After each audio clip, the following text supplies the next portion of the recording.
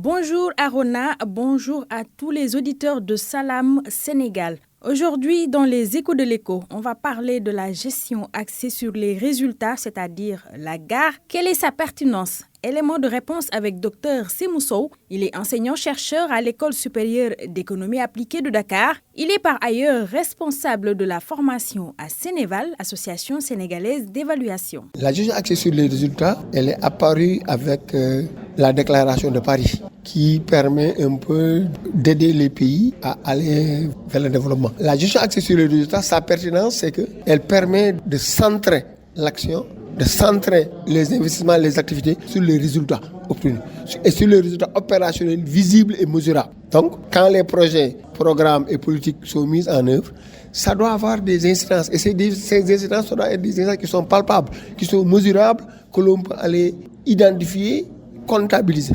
Et c'est ça qui donne l'importance de la gestion axée sur les résultats. Et puis, Arona, la gare est devenue une exigence depuis 2005, nous dit Dr Sémou Sow, que je vous propose de réécouter. Les baliers mettent l'accent sur la gare parce que c'est d'abord une exigence du niveau international.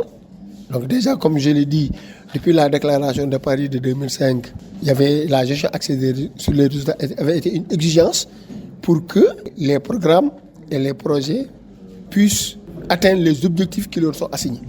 Parce qu'on s'était rendu compte, avant l'arrivée de la gare, qu'il y avait beaucoup d'argent qui avait été injecté dans les pays en voie de développement. Ces financements qui avaient été injectés dans ces pays en voie de développement n'avaient pas eu les effets escomptés. Maintenant, pour que ces financements puissent avoir les effets escomptés, donc la déclaration de Paris a émis le souhait d'avoir une gestion axée sur les résultats pour que vraiment les réalisations, les incidences des projets et programmes soient plus visibles et plus matérialisables. D'abord par les populations, mais aussi au niveau des pouvoirs publics. Voilà, c'était tout pour aujourd'hui, Arona. Les échos de l'écho revient la semaine prochaine.